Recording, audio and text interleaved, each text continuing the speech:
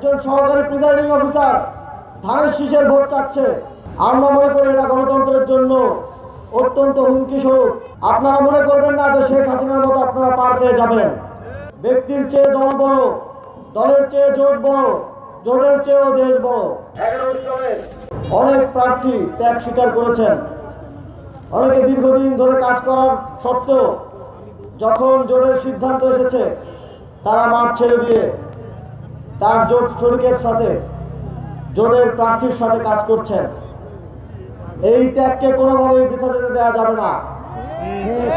আমরা যদি চাই আমাদের 11 দলীয় জোটের প্রার্থীদের এই আসনে জামাতুল ইসলামের প্রার্থীর, খেলাফত মজলিসের প্রার্থীর সকলের পরিশ্রম বৃথা না যাক, তাহলে 12ই ফেব্রুয়ারি এই আসনে প্রফেসর জার্জিস কাদেরকে শাপলাকলি মার্কায় বিজয়ী করে আনতে হবে। আপনারা দেখছেন না আমাদের যে প্রতিদ্বন্দ্বীরা আছেন তাদের একই দলের 300 আসনে 400 প্রার্থী, অথচ আমাদের এখানে 11টি দলের প্রত্যেক আসনে একজন প্রার্থী। এটাই প্রথম আমাদের যে ঐক্য, সেই ঐক্যের পরিচয়। আমি গতকাল পার্বতীপুর ছিলাম, সেখানে বিএনপির প্রার্থী 4 জন আর 11 দলের প্রার্থী 1 জন।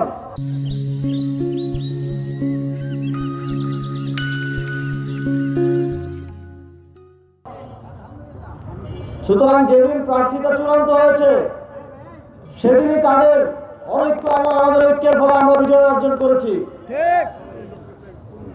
সুতরাং অনেকের অনেক ত্যাগ তিতিক্ষা আছে, অনেক মান অভিমান হয়তো আছে, কিন্তু সবসময় মনে রাখতে হবে ব্যক্তির চেয়ে দল বড়, দলের চেয়ে জোট বড়, জোটের চেয়েও দেশ বড়।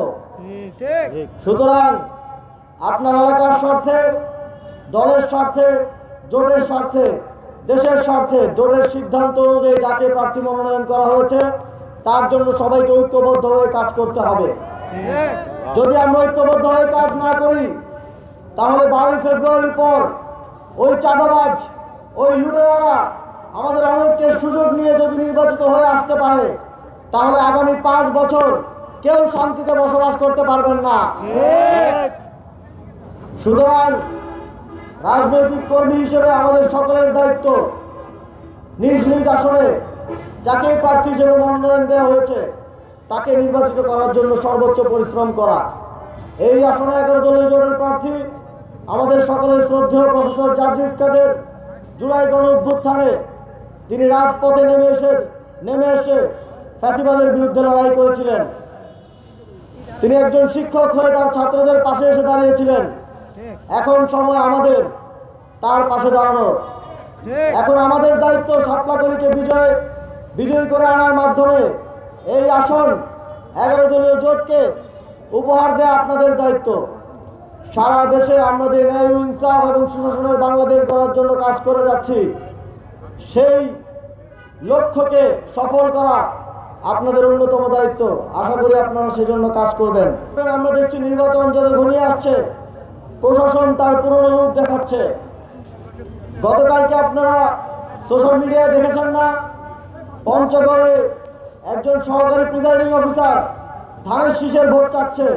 আমরা মনে করি এটা গণতন্ত্রের জন্য অত্যন্ত হুমকি স্বরূপ। আপনারা মনে করবেন না যে শেখ হাসিনার মতো আপনারা পার পেয়ে যাবেন।